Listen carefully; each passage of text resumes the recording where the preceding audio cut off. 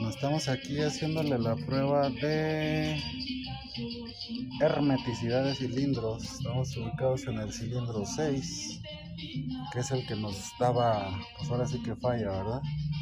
Pues aquí tenemos ya el sistema de agua, el radiador ya lleno, y vamos a proceder a meterle un poquito de aire a lo que es el cilindro.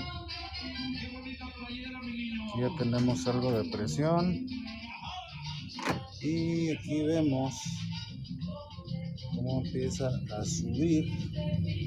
Le vamos a dar cada vez más lo que es el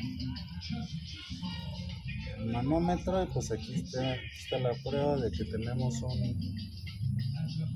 cabeza doblada. Así es como se hace.